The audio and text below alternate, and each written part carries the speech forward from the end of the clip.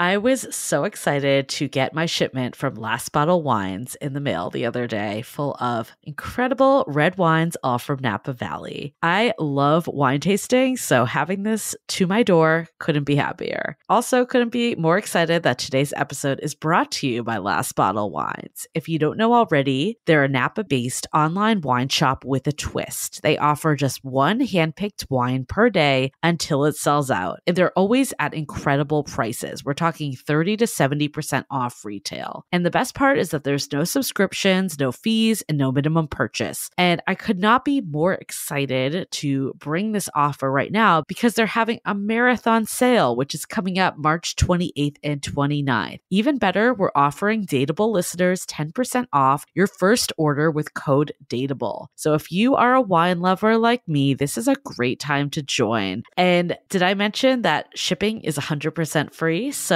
what are you waiting for? Mark your calendar for March 28th and 29th, or get on it earlier if you want. You can sign up at lastbottlewines.com and use code DATEABLE and find out why Last Bottle is the most fun way to discover and buy amazing wine. We are so thrilled to be partnering with Hinge. Hinge is the dating app designed to be deleted. As you all know, I'm a huge Hinge advocate as I met my partner of almost 3 years on the app. Even before meeting him, Hinge was always my go-to app because I met more relationship-minded people here and had some great dates. Clearly, I haven't been on the app for a little while, but I re-downloaded it to check out some of the new features. One that stood out to me was the voice prompt, my best friend's take on why you should date me, where your friend can hype you up. Not only does this make the profile creation less daunting, but it's not always easy to see your own green flags. So to test it out, I asked Yue some fun prompts to get her take on what I could put if I was dating again. So the first one, how long have we known each other? What was your first impression of me and how has that changed? Julie and I have known each other for almost 10 years. My first impression of Julie was that she's very social, but I've learned that she has a lot more depth to her beyond the social butterfly that she is. My next prompt, what do you think are my green flags? I would say she's deeply loyal. She believes in love, curious mindset, and she is fearlessly ambitious. And then last but not least, what kind of friend am I? Julie is the kind of friend who will always have your back, no matter what. Damn, that feels nice to hear. So download Hinge and try voice prompts today. Then find someone worth deleting the app for. The Dateable podcast is an insider's look into modern dating that the Huffington Post calls one of the top 10 podcasts about love and sex. On each episode, we'll talk to real daters about everything from sex parties to sex droughts, date fails to diaper fetishes, and first moves to first loves. I'm your host, Yue Xu, former dating coach turned dating sociologist. You'll also hear from my co-host and producer, Julie Krafchick, as we explore this crazy dateable world. Hello, friends. Welcome to a special episode of the Dateable podcast. We had regular programming that we scheduled for this week, but we decided that, no, we got to do something else in light of what's been happening and the overturn of Roe v. Wade. I'm also wearing my bold shirt today, but I realize my hair covers the B and it just is old. You're Thank you, Yue. I needed that laugh after this week. So that was really helpful. Like I'm trying to be bold, but then it's just as old. But then it's telling me what I don't want to hear. Thanks. Maybe you should get a haircut. That's the only way to beat the oldness. Yes, that's bold and doesn't cover the B. Bold, not old. It has been a crazy freaking week. Wild. Though. I mean, I feel like we all saw this coming, right? This has been, leaked for a bit, but, as the news cycles go, I feel like it kind of got hidden for a bit. Yeah. So it came as a surprise again, for sure, when this was announced on Friday. But also, I think when it got leaked, my first thought was, oh, there's no way. We're way past that. There's no way. This is just a fluke. So I really didn't think this would be a reality. I feel like, what year are we in? I mean, there was the best Instagram from the Fat Jewish, who I love. Oh, that I gotta read this out loud because it was just too good. Yeah, he's the best. It was time zones are crazy. In Australia, it's 9 a.m. In Rome, it's 1 a.m. In America, it's 1942, where minorities and women are still controlled by old white men.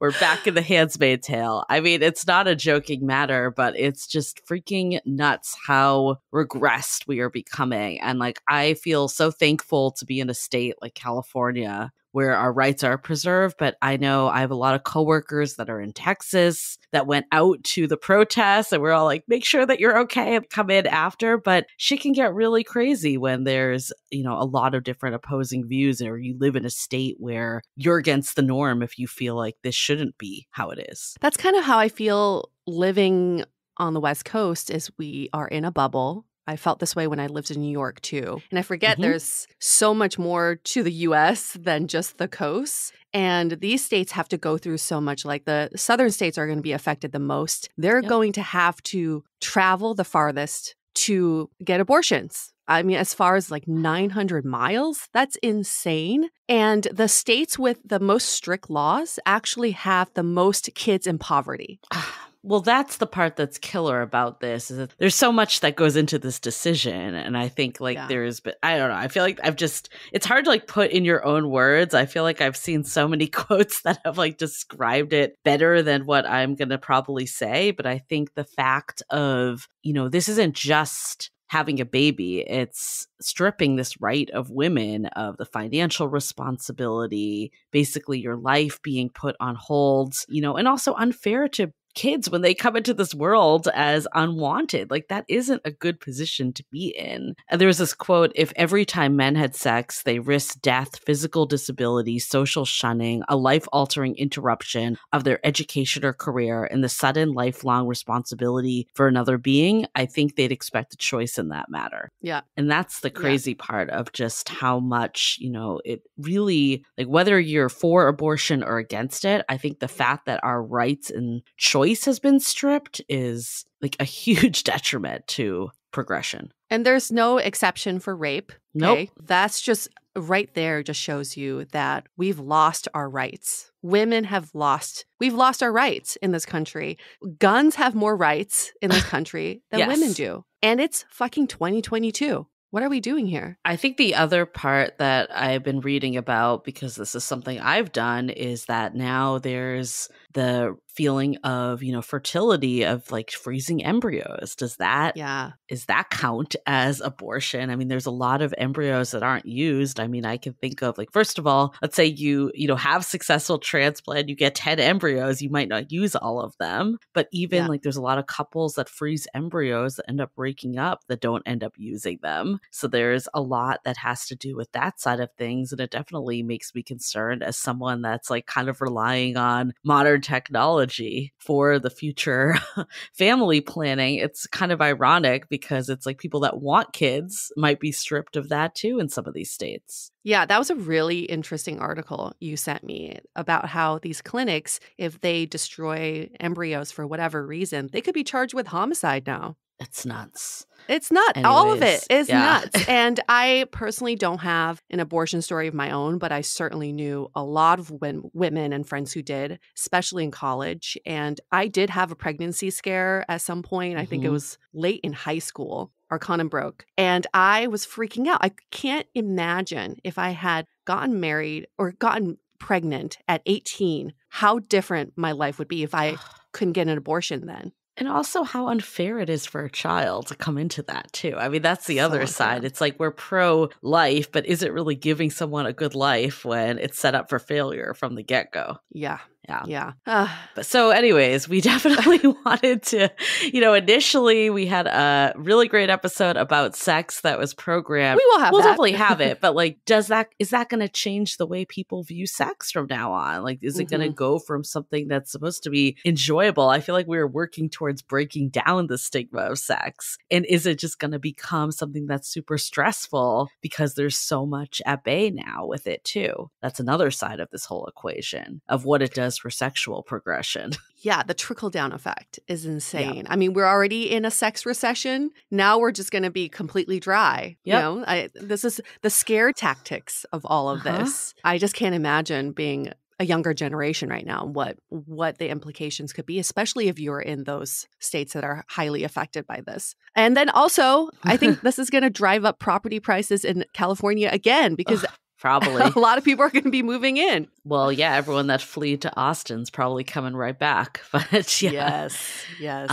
Yes. So anyways, we wanted to do a special episode. We got a really great, we put up a post in our Facebook group. Our moderator, Janis, shared her story. And immediately that was the catalyst for this of, okay, maybe we should, change our programming, dive a little deeper. Because personally, I was very curious about her experience. And, she actually chose to have the child at the end of this.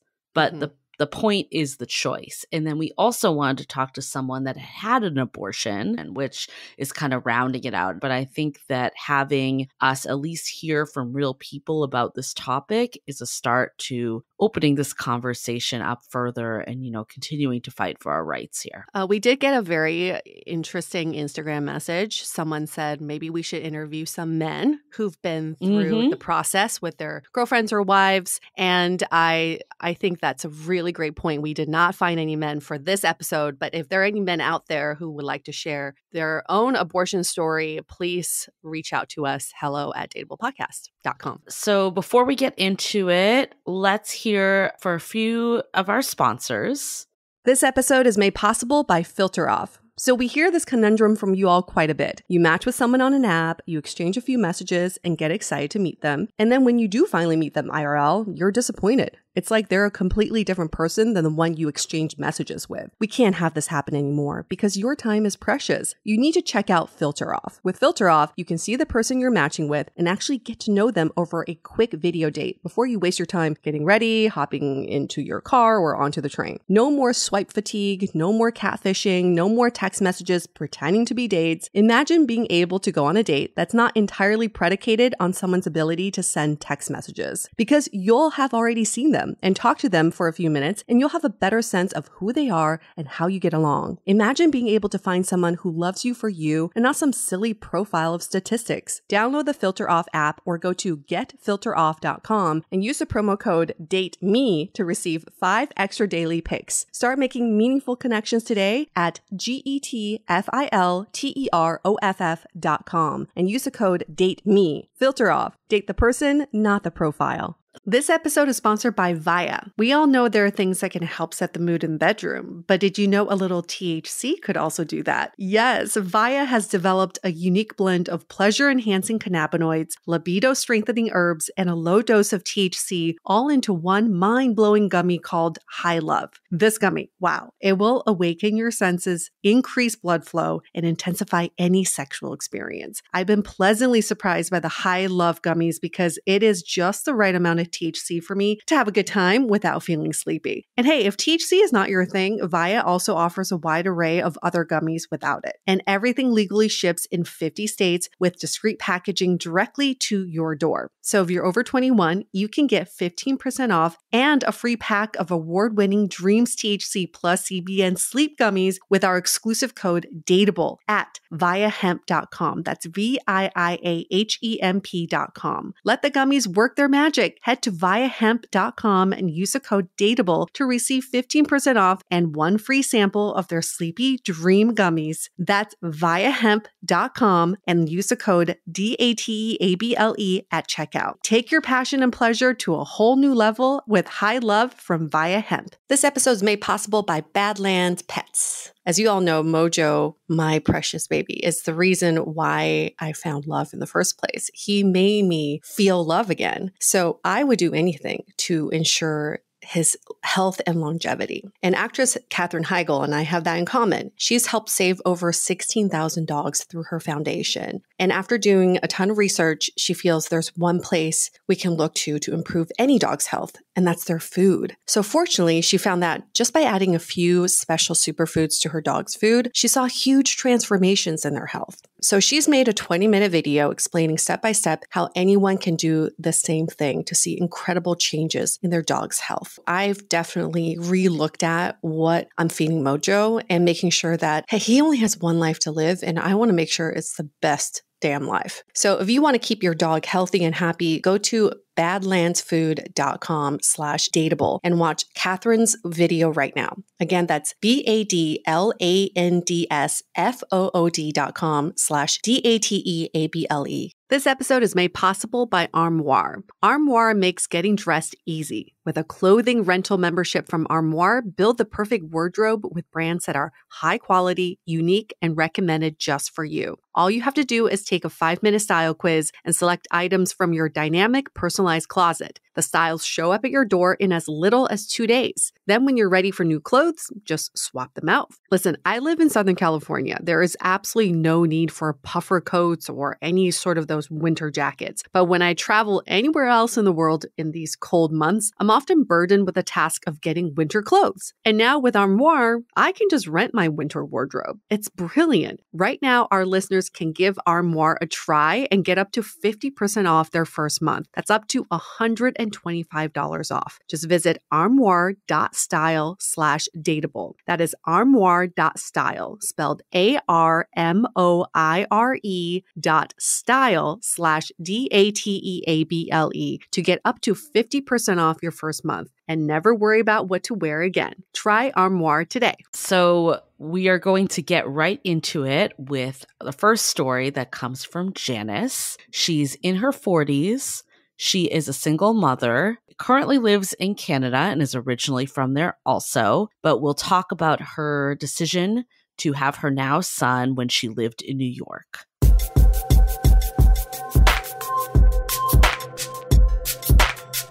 Well, Janis, we love to hear from you because you commented pretty quickly when we posted about Roe v. Wade being overturned, and you have your own personal story. So we love to hear what that story is. So I want to preface everything I'm saying by mentioning that although I currently live in Canada, I lived in the United States when this story unfolded. So the comment that I made was based on my personal experience of something just over a decade ago. I found myself pregnant, and it was not a planned pregnancy. And I was struggling with my partner. And the very initial stage of finding out I was pregnant was actually okay. So he managed that situation relatively as one would expect. So we went and we verified that I was pregnant. We went to the clinic together. Everything seemed okay until it was clinically verified. And then he got very, very angry. And there was a moment that I will sort of never forget where we were sitting on the couch and he said, "What do you want to do now?" And I said, "Well, we should talk about it." And he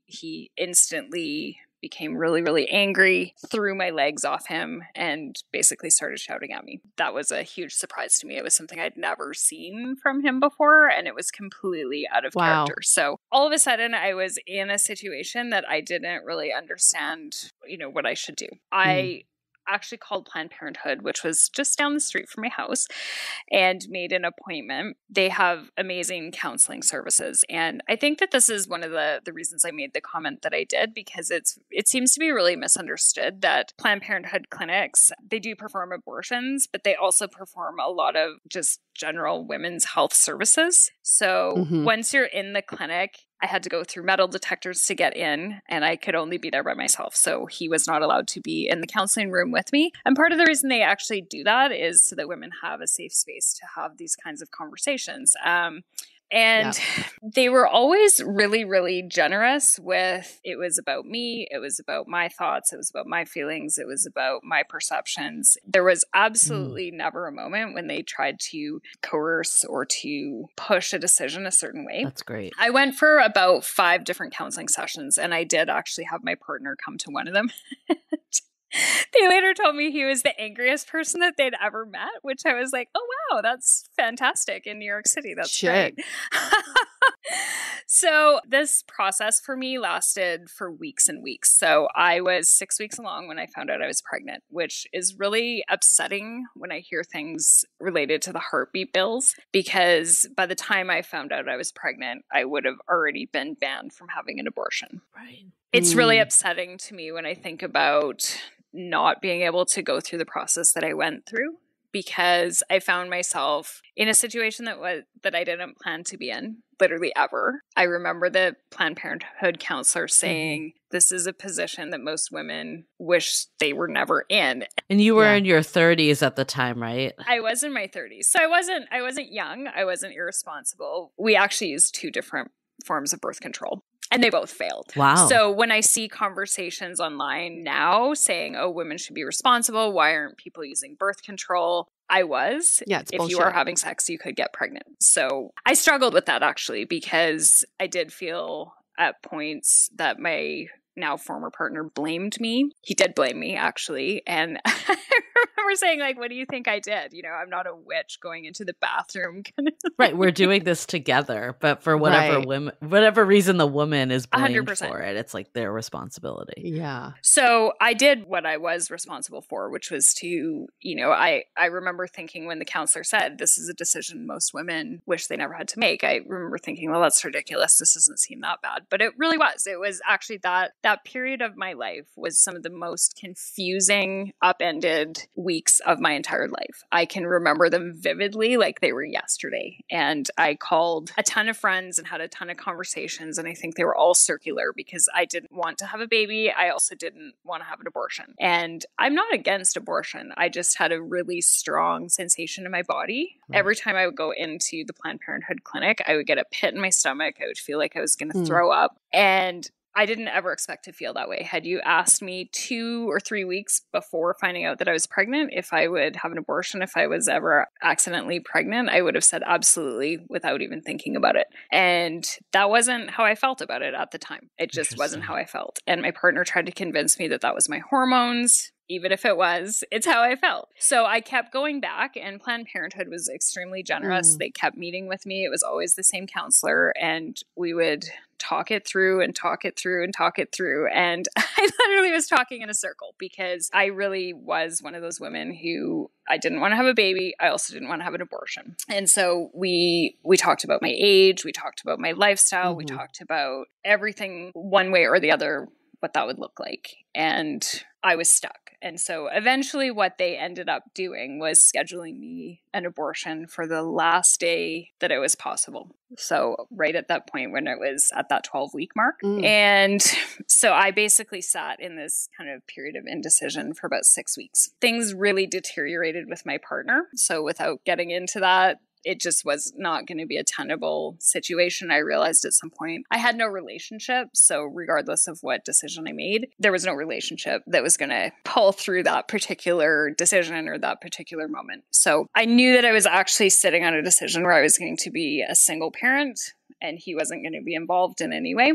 So whatever decision I made was going to be based on me and my life and my lifestyle. So it was not an easy choice. And the sort of net of it was that the morning of that appointment, I woke up and I still had no idea. So quite often in my life, major decisions have come to me quite easily. So it's kind of like a little lightning bolt and I know what to do. This was not like that. I never got that sort of lightning bolt moment. And I totally avoided it that morning. I was sitting watching TV, trying to zone out, I don't know what to do. I don't know any more today than I did yesterday. And I called my friend and she said, put your stuff on and go to the clinic. And I remember thinking, like, I don't have any idea what that's going to really do, because nothing's going to happen on the way to the clinic. Well, what actually happened on the way to the clinic, which, as I mentioned, was right by my house. So I walked by that corner for years, a couple times a day. That morning, there was abortion protesters out front of the clinic. And that was again, sort of one of those moments that I will never, ever forget. So I approached the clinic and realized, there's the mob of men that are yelling. They have the signs, all the stuff. So I did what a good New Yorker does. And I faced away from them. So I tried to hide in a corner thinking, if I can't see them, they can't see me. But I started crying. I actually felt like I'd been hit in the stomach. Yeah. And I remember looking at the wall, looking at my shoes, crying and thinking, this is not how I'm going to make this decision.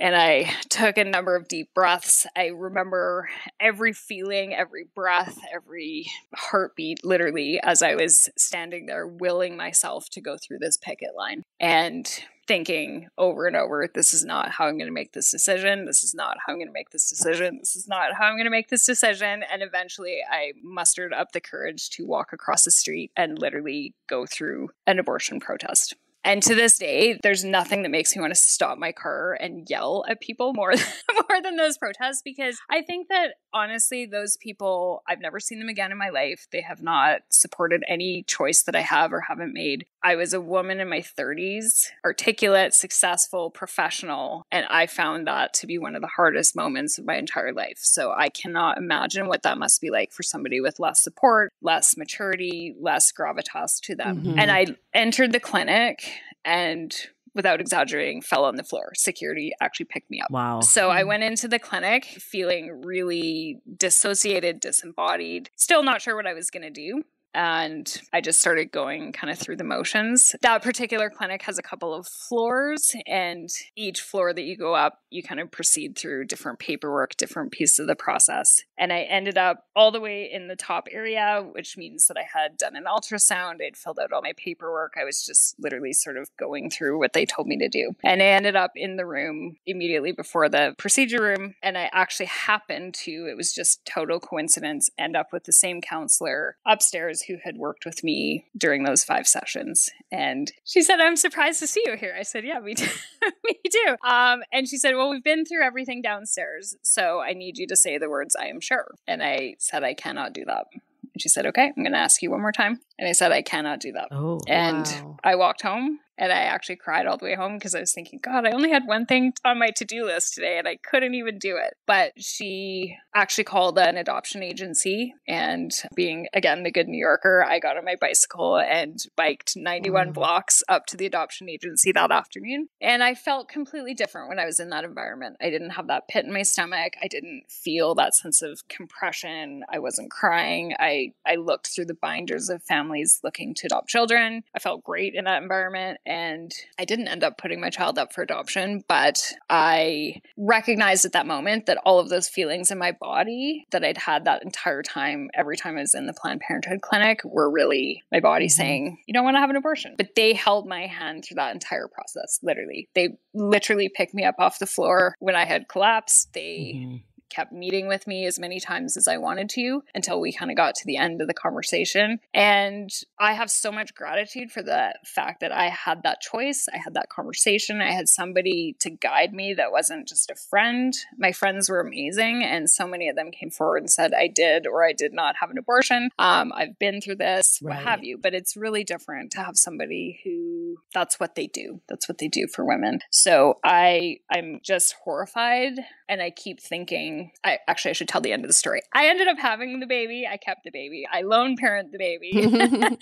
I called my parents. I told them I'm pregnant. I started telling friends, and I literally never thought about it again. I moved forward, and I don't know why I set that idea aside. I don't know. It felt comforting to me that was an option. And then I just never thought about it again. So I literally was following kind of that intuitive sense of what I actually wanted to do. And it didn't actually make rational sense. It really didn't. And that's part of what I struggled with. But even just moving forward with becoming a lone parent, that's not a fully rational decision, but it was just what felt right. What I'm gathering though from this, though, the fact that you had that choice allowed you to kind of work through it. And if that was stripped from you, how do you think that would have looked different? It is an incredibly challenging experience to be a single parent. And I think anybody who's in that position, whether it's planned or unplanned, would share the same thing. On a level, it was more difficult because it was unplanned and my entire life changed, and it changed immediately. And it wasn't something that I kind of had that ramp up time, either mentally, physically, emotionally, financially for. That said, anybody who's lone parenting would tell you it pushes you to the edge at times. And I really do feel like I would actually resent this situation if I was forced into it, because I did choose to move forward. And although it was quite harrowing and quite difficult, and it was a long, trying, emotional 6 weeks, at the end of the day, that was 100% my choice. My partner was not even my partner anymore at that point. So I really cannot fathom what set of emotions I would have either towards myself, my child, my life, any of that, if I had not had that choice. Because although this story that I shared with you was maybe not easy to hear or easy to go through, at the end of it, the reason I'm sharing it is because that was all choice. It was my choice to cross the picket line. It was my choice to go back for counseling. It was my choice to say, I can't go through with this. It was my choice to go to the adoption agency. And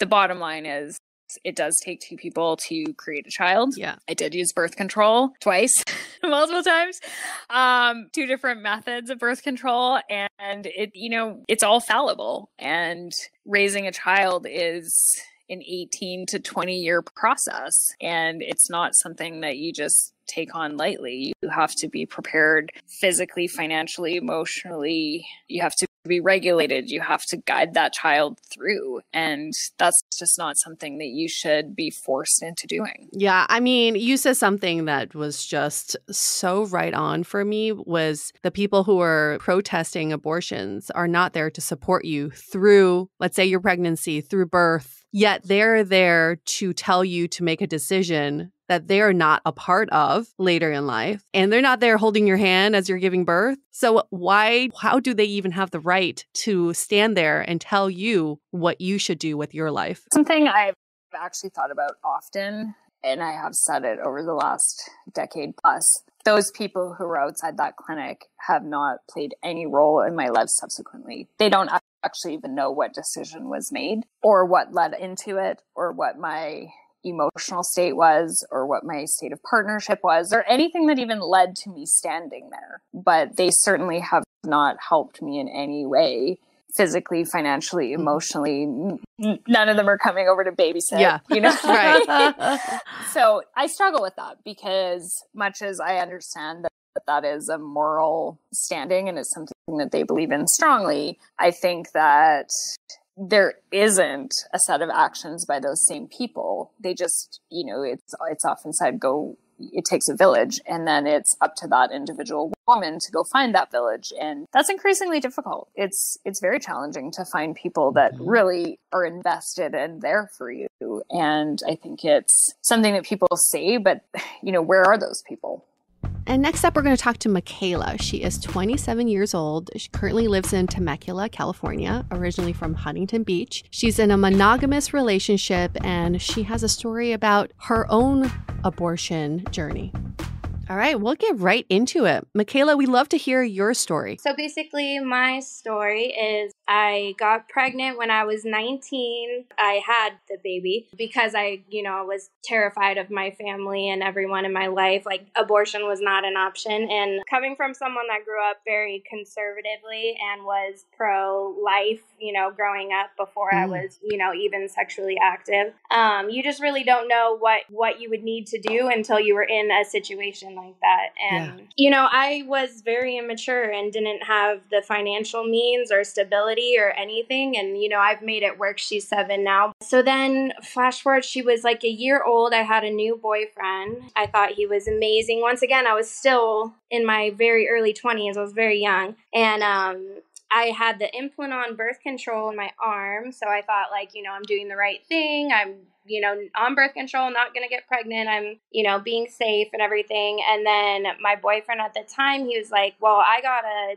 vasectomy when I was 18. And I was like, you can't get a vasectomy when you're 18 years old like that. I was like, don't you have to be like 25 or have 3 kids already or something? And he's like, well, it was a family doctor and he knew I didn't want to have kids, so he just did it. And I was like, okay. I'm like, who lies about that? I mean, he even tried to show me where there was a knot or something. And I was like, okay, I believe you. And so that implant on actually was making me hormonally kind of weird. I could feel the ups and downs. So I wanted to switch it anyways. But then I was like, well, if the person I'm monogamous with has a vasectomy, why would I even be on birth control? That's crazy. And I really planned on just being with him. I was totally in love with him. And so I got it removed. I told him I was getting it removed because, everything. And he was like, yeah, that's a good idea. I'm glad that I have the vasectomy so you don't have to be on birth control. And I was like, yeah, that's perfect. Amazing. I didn't want any more kids anyways, especially not at that time. I was struggling with the one I already had and just, to provide and everything. And so then I found out he was on drugs and found pills, and all these things started coming to light. Like, he was just a pathological liar. And then I broke up with him and everything. And then like a month later, I was like, why do I feel like I'm pregnant? Like, I had just the symptoms and everything. And I was like, there's no way though. And I got a pregnancy test, and yeah, I was pregnant. And I was like, this is crazy. And I contacted him and I was like, how am I pregnant? And he's like, you must have slept with someone else. I'm like, no, I did not. Like, are you kidding me? And then I like kind of kept on him. And then he ended up admitting that he lied about having a vasectomy. Yeah. So what a thing to lie about. I know. That's what I'm saying. I'm like, who lies about something like that? So, and not that you have to have some crazy story to need to get an abortion, but this is just another side of something that can happen where men, participating in something and can lie and do all kinds of things, take off a condom or whatever they're, right.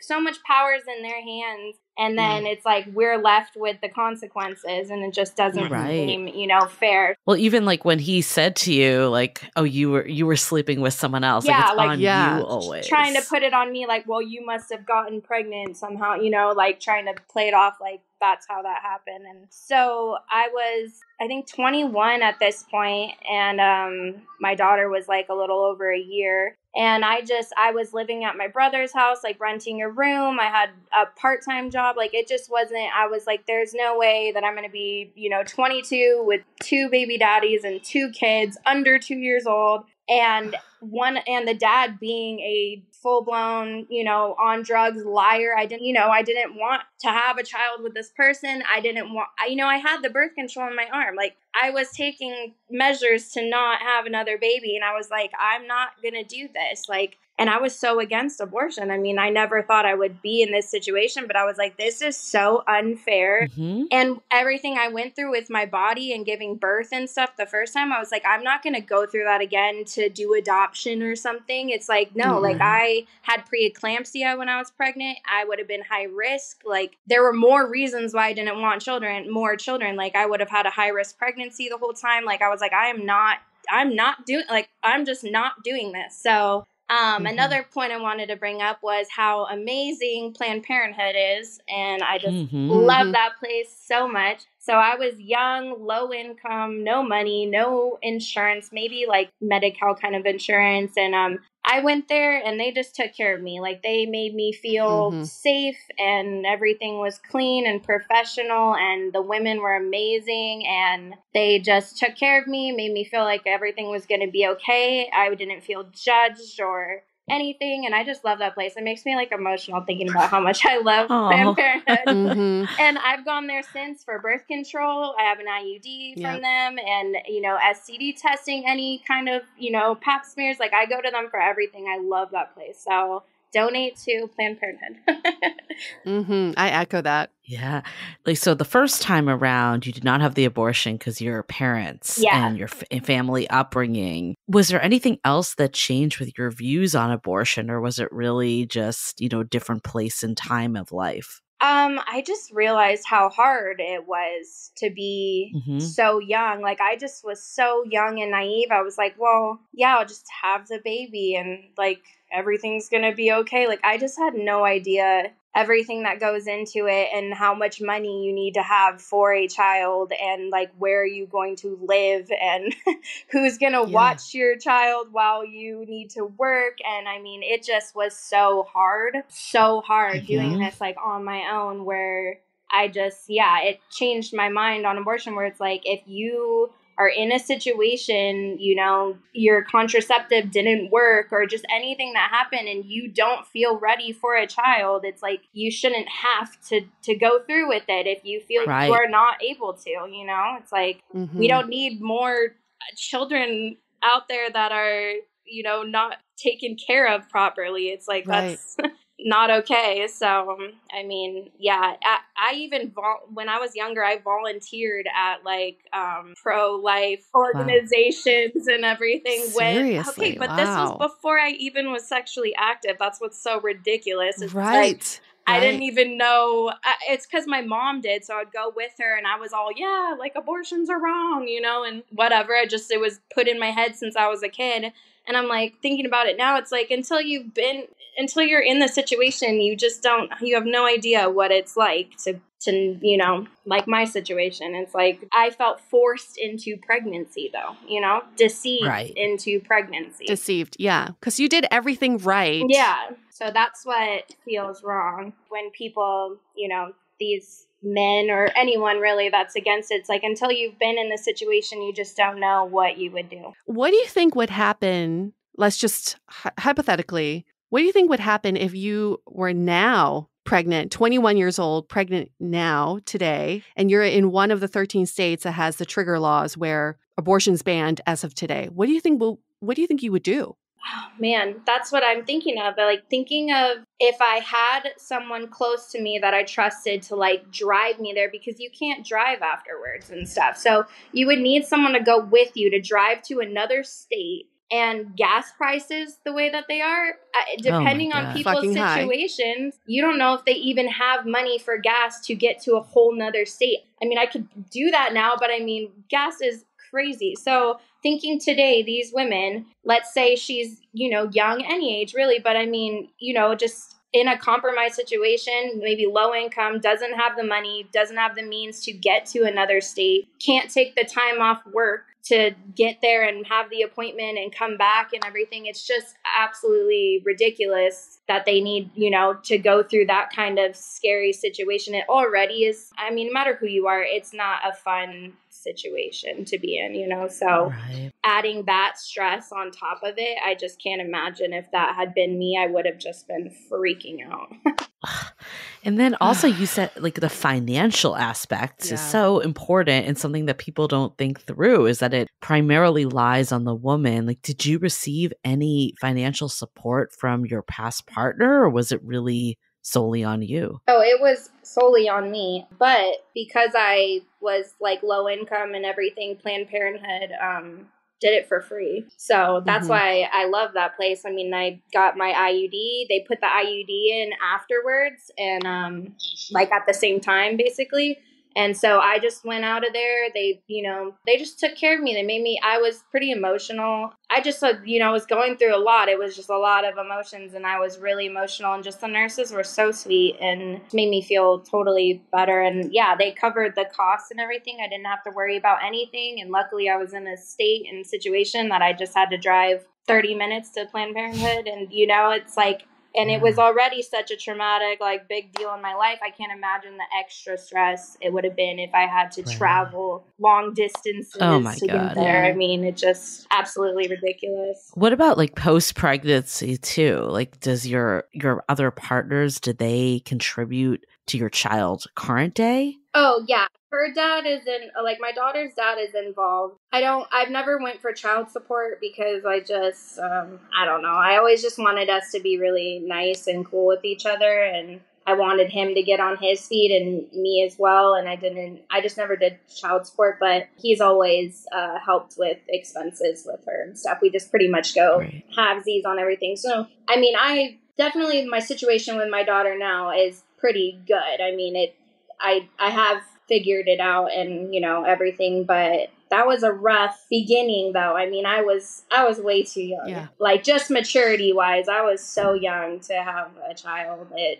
And I, to this day, am glad that I didn't have a second one. I mean, I just don't know. I just don't think I could have gotten through that. Like, especially with the other one's dad being the way he was and everything. Like, who knows? My life would just be so much drama, I feel like now, and just so hard. Like, I still to this day am glad that I didn't have to go through with that. And yeah, Mikala, even age aside, it's for anybody who's not ready to have a child, it is fucking hard to have a child. Yeah. No matter what age you are, right? Yeah, and when you don't have the financial support, the psychological support, any support, even if you do have the financial support from your partner, there's still a lot of psychological change that happens. And the burden of that can really overtake anything you're going through. So it's not even just about the age, but just anybody who's not ready. Yeah, that is so true. I know I need to stop saying the age thing because that really doesn't matter, because me even being older now, I still feel like I couldn't have another child. I mean, I still feel like, you know, your mental health has to be like in a really good place, I feel like, to enter into that willingly, you know, and it's like, I mean, I'm okay, but it's like, there's a lot, I'm in therapy and stuff for just different things. There's a lot of things that I'm going through where it's like, I would not be the best to bring in another life right now. And it's like, and if anyone else feels that way, they shouldn't have to. All right. Next, we've got Priya. She is 31 years old, originally from Cleveland, currently lives in San Francisco. And she is a internal medicine pediatric endocrinology fellow, and she's single. Okay, we're going to get right into this conversation with you, Priya. Being a physician, you come from quite an interesting perspective. So tell us about your abortion story, and then let's go into how you're feeling about how things are today.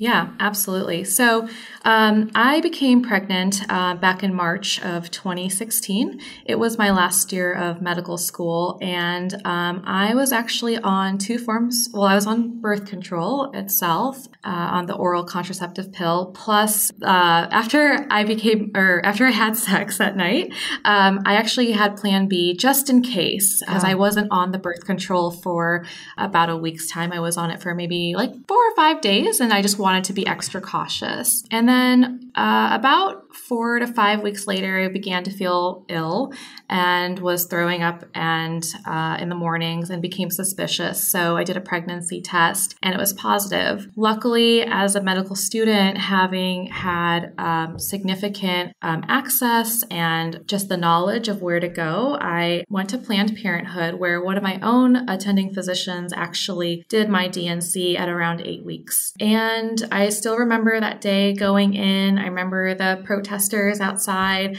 I remember doing it all by myself too, because at the time my significant other was not able to attend due to patient confidentiality. So it's a very isolating process when you do go through an abortion. And I remember just the procedure and just the supportive staff, how nicely that they treated me and understood my story without judgment. One of the reasons why I chose to have this abortion is because, well, there's actually a couple of reasons. So one of the reasons is I'm Indian and I come from a very traditional Indian household.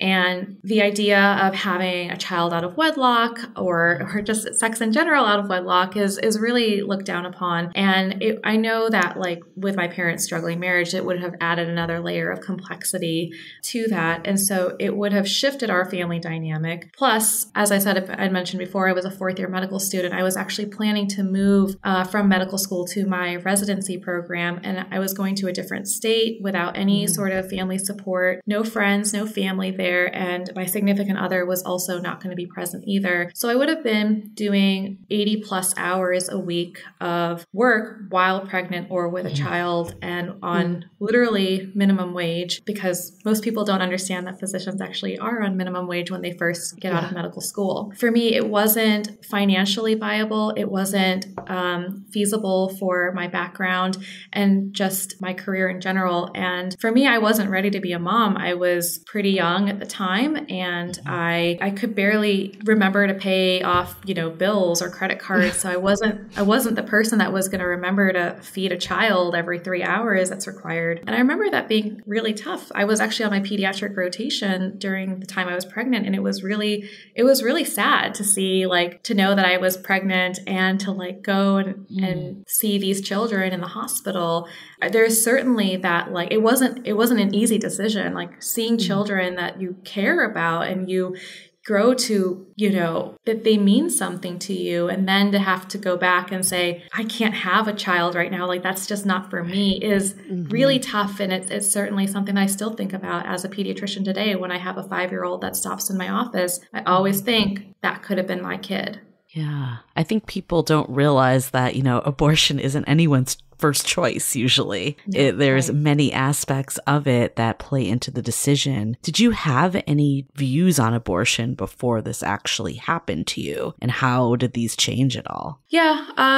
I always thought that if I were to get pregnant, I would never have an abortion. It was always like something I was open for other people having. But for me, I never even anticipated that I would be in this position, right? Like I had always thought of myself as like highly educated, like a smart girl, straight A's, 4.0, never makes mistakes. Like how could I get pregnant? I mean, I literally used 2 forms of birth control because I was such an OCD person. And it happened anyway. And never in a million years did I think that I would have to go through this. And to be honest with you, like there's still a big stigma around abortion, right? Like it's still a fear that I have to disclose. And the reason why I'm disclosing it today is because on this podcast with a huge platform is because at this point, it doesn't matter. It's so important for us to like understand that despite the stigma, it is so common and it is happening to everyone. It's your doctors, your nurses, your teachers, your Supreme Court justices, your pastors, like all of these people have had some sort of abortion, whether they got someone pregnant who had an abortion or if they are the ones that are having an abortion themselves. When you were going through this yourself, did you and your partner have conversations, and what did those look like? Like, were you on the same page or did you have differing views? We were both on the same page as far as having an abortion goes because he was also a medical student. He was a year younger than me and came from a staunch Catholic background. Granted, he was probably going to be supported a little bit better than I would have been, but at the same time, the both of us were in the midst of grueling school that had, exorbitant amount of hours that need to be put into it. Right. When you're going through medical school, you're paying $40,000 a year. You're not allowed to have a job. You're not allowed to have an income. And so we were using our parents' money or loan money that we had to get. And that loan money only covers your education. It doesn't cover, housing expenses or, childcare or anything like that. So it was just, we were completely on the same page as far as like, this is the only thing that works for us at this time. Yeah. And you said something very interesting is that it's easy to make that decision for other people. I mean, it was easy for you to say, if I ever get pregnant, I wouldn't get an abortion. And that's kind of what's happening today is that these laws are being made by people who are not in our position and making these choices for us. So What are your thoughts on the recent events? Yeah. And I can speak for many physicians in the last couple of days as I've had a number of discussions with everyone in my department and also other physicians. But it's incredibly disappointing. It's not just disappointing. We're actually very concerned. And this decision is the complete opposite of what being someone who is pro-life in a sense of like wanting people to live actually entails. I had done training in Kentucky, and Kentucky is one of the state is like highest for child abuse. It's lowest for education rate. It has people there have the highest morbidity and mortality just stepping into the emergency room alone. And of course, the GDP there is extremely low. So there's a high level of poverty, like relative to other states like California. So overturning Roe v. Wade is only going to heighten and increase a lot of these issues that we as physicians have to see and deal with on a daily basis. A lot of our patients, especially here at public institutions like the one that I work at, most of our patients are on Medicaid. Most of them are from disadvantaged backgrounds. They hardly have access to begin with. And so overturning that choice of having to bring a child into the world and having to go through the medical bills that are required to even be pregnant in this country, nonetheless, raising a child, it's going to significantly affect our patient population in the most adverse ways possible. It's going to have a domino effect in ways that we may not understand right now or can predict right now. And when I say that, I'm talking about like child abuse and domestic violence, right? Not all men want to be fathers either. So when men don't want to be fathers, they can take it out on the woman who is pregnant, and they may try to like end that pregnancy themselves. As part of my residency, I was on a child abuse rotation, and I have seen some of the most unspeakable things that I have actually discussed with my therapist, because it's so horrifying to see what some children have gone through for people that weren't ready for children. or ready to be parents. Right. Yeah. And I'm genuinely scared for children across the nation too, not just women, but children whose parents are going to have to make decisions about whether they get to eat that day, or, how they're going to take care of their kid, or the attention and the love that those children need. It's going to be diluted, and it's really scary. It's really scary. And that's a pretty vast sentiment, at least amongst this institution. Mm-hmm. Thank you so much for sharing your story, Priya. This is, I think, also helpful for all of us to hear, from both sides of the story and what you're seeing in the hospitals as well. I mean, I've never even thought about that. It's just caring for kids who weren't cared for, or caring for kids whose parents didn't want to bring them into this world in the first place. Those are the abandoned kids.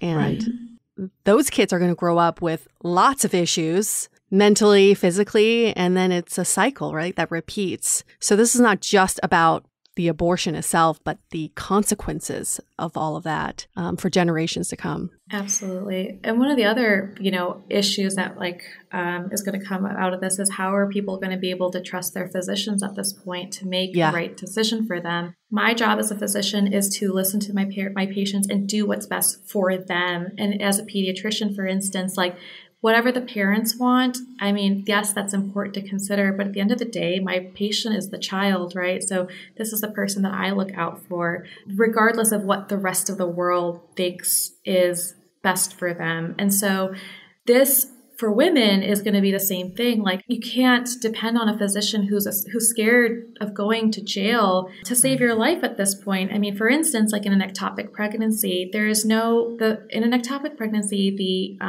the fetus or the zygote is actually not viable at that point. There's no way to take an ectopic pregnancy from the fallopian tubes and transplant it into the uterus and expect it to survive. It's at this point in our history, we don't have that available. So the only way to take it out is to remove it. And in this case, both the future possible baby or the fetus and the woman will die from that. And so I'm also fearful that, that sanctity, that physician-patient relationship is going to be eroded, and patients can't depend on their physicians anymore to make the best decisions for them.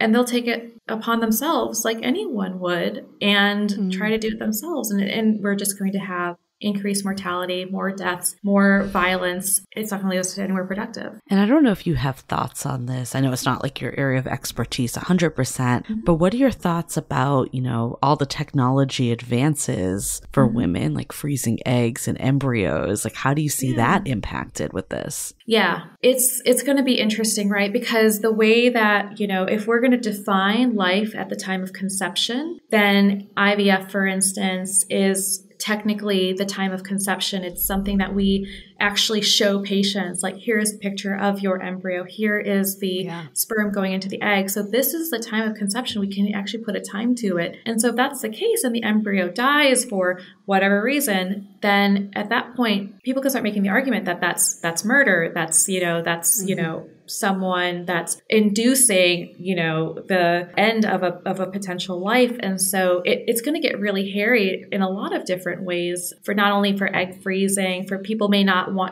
be inclined to do IVF. People may be worried about the repercussions that happen with it. But also, as an endocrinologist, we do deal with infertility and fertility in a number of different ways. That includes things like birth control and hormonal therapy. For instance, one of the most common conditions in women across the U.S. is PCOS. And the mainstay of PCOS is birth control. And so when you are restricting birth control access, you are literally restricting the pinnacle treatment for a medical condition, not just the prevention of pregnancy, but the actual symptoms that occur along with PCOS, which includes higher levels of androgens, which leads to facial hair production or acne or irregular, painful menstrual periods. There are real reasons for why birth control is used, aside from, controlling or just preventing, reproduction. And I fear that,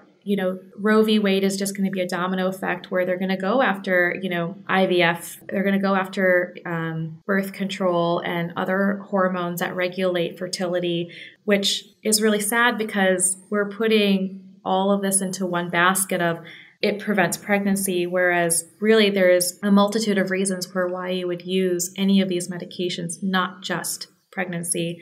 And we use them all the time in all age groups. I hope that we can all stay strong and work to fix this. Oh, I'm so glad we did this, UA. I feel like hearing from people that have been through it, you can read all the articles online, but that really just brings to light just how unique people's experiences are, but also how there are, a lot of common themes. I think my first takeaway is that there's this perception that people aren't responsible. And I think with every single person here, we heard that they were trying their best and things happen. And thinking about it, like there's so many potential parts of this whole process that can break down, anywhere from the birth control, the other person on the other side, like you don't know what they're really saying. We heard from Mikala's story, just like there was a level of deception, and why should that sit on her at the end of the day? Like that part really struck me that, there's so many opportunities for things to go wrong that are just out of our control ultimately. I think my other big takeaway is like, you don't know until you're in it, what you might think you want. And, all the people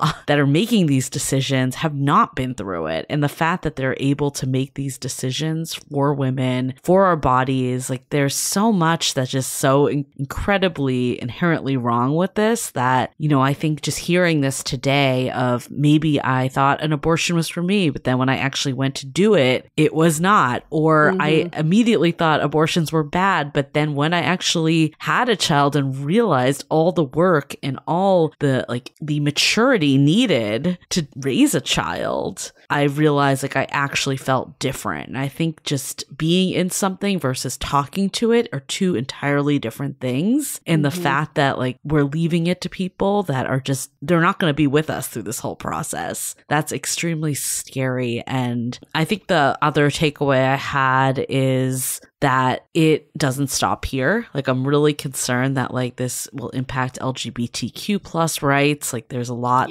that's coming next, or even, the stuff that we're talking about with Priya around like IVF and the future there. There's so much fallout from all this that is, like what comes next? What other rights are overturned? Like that's a really scary place to be in 2022. It's a very, very scary place. And I think all of our listeners who we interviewed today have said exactly this, is that we don't know the consequences, and the consequences could be so dark. And just hearing their stories, it just shows you that there's so many sides to what someone's going through. And it's so easy for us to look at someone and be like, they should do this, they shouldn't do that. But when we are in it, it's so hard, and it's not black and white. And we can say this about dating too, looking from the outside. Sure, a dating coach could look at your life and be like, you should do this and you should do more of that. But they're not actually in your body. No. So we can think about, we can try to understand what other people are going through, but we can't make the decision for them. The biggest takeaway I've had from all of this is that you've heard of the millionaire next door. How about the woman who needs an abortion next door? Which is basically just shows that there's so many people around us who need an abortion, who need this help, and they may not look like the person that you think who needs an abortion. It's not that 16-year-old who went to a house party and, had sex with someone. And didn't use any protection or any contraception. Super irresponsible. And even if it is that woman, that girl, how fucking scary is it? Yes, she was irresponsible, but how fucking scary is it to be 16 and to be faced with this life-changing decision? So again, like it doesn't really matter what this face of abortion is that there's so many different faces, and we can't make that decision for people. And I'm torn. I'm heartbroken for all the children who do not have the support that they need, do not have the financial support, the mental support, the family support, and who are forced into this world. We don't need any more of that. And like what you were saying too, Julie, and I think, Janis said this loud and clear, is the people who are making the decisions aren't helping me along the way. If you're forcing me to have this kid, then give me universal health care. Right.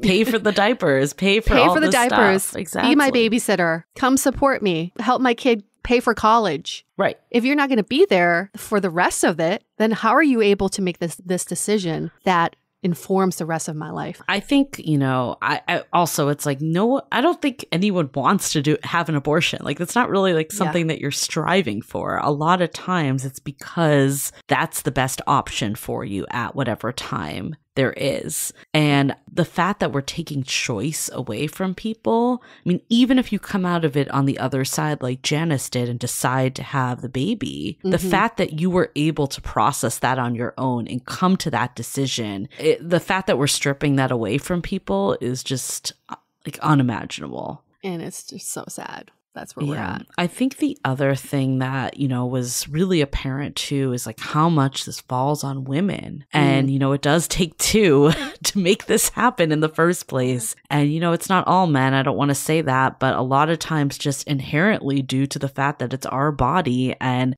just the way it all works. Like even if you're the most 50-50 partner, there's always going to be some stuff. Like women are going to be the people that breastfeed just because of our body. So there's so much that falls on women. And Alexandra Solomon actually put up something on Instagram. We love her over here. She put up this quote on Instagram, says, if you're heartbroken and enraged about the Supreme Court's ruling today and your partner is not matching your emotions, this post is for your partner. And she basically talks about like how you should resist the urge to minimize the impact, resist the urge to debate, offer comfort, distraction and rest, stay calm, and like listen more than you talk.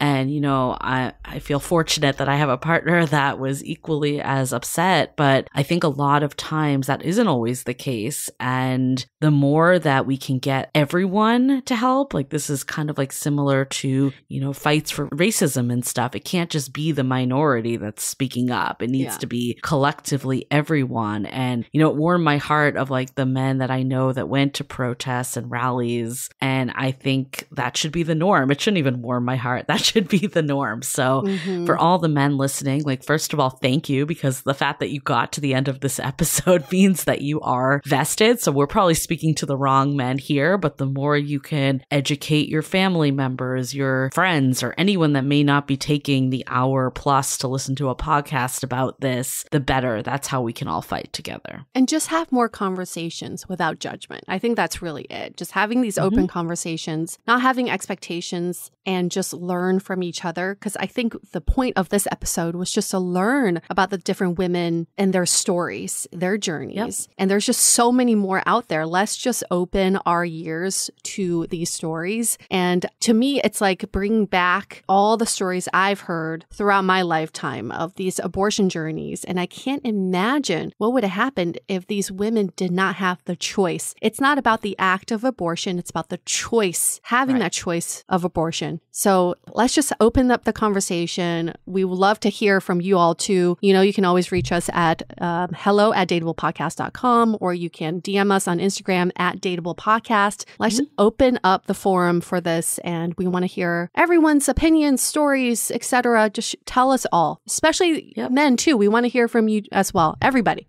And donate to Planned Parenthood. That was something that came clear of just how great of support system that is. I know I will be making a donation today. And if you feel inclined, please do so as well. Planned Parenthood saved my butt. I did not want to tell my parents I want to be on birth control, and Planned Parenthood was totally discreet and completely supportive throughout my college life. And I could not have gone through that journey without them. They're the ones that helped me through all of my girl stuff, all the OBGYN stuff that I was too embarrassed to talk about with my parents. And I agree. Like, let's support them because they're the ones who've actually been there for me. Supporting us. Exactly. Okay, we're going to wrap up this episode, but we're not wrapping up this discussion. We'll keep this conversation going everywhere else. But for now, this episode is done. And again, you can find us on Instagram at Dateable Podcast, DM us. And we're also on TikTok at Dateable Podcast as well. Find us there. And if you feel inclined to do so, we would so appreciate a rating and review in Apple Podcasts, 5 stars and a little something nice. That warms our heart to no end. So please. That supports us. Let's support each other. Okay, we're going to wrap this up. Stay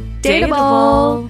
The Dateable Podcast is part of the Frolic Podcast Network. Find more podcasts you'll love at frolic.media/podcasts. Want to continue the conversation? First, follow us on Instagram, Facebook, and Twitter with the handle @Dateable Podcast. Tag us in any post with the hashtag StayDateable, and trust us, we look at all of those posts. Then head over to our website, dateablepodcast.com. There you'll find all the episodes as well as articles, videos, and our coaching service with vetted industry experts. You can also find our premium Why series where we dissect, analyze, and offer solutions to some of the most common dating conundrums. We're also downloadable for free on Spotify, Apple Podcasts, Google Play, Overcast, Stitcher Radio, and other podcast platforms. Your feedback is valuable to us, so don't forget to leave us a review. And most importantly, remember to stay dateable.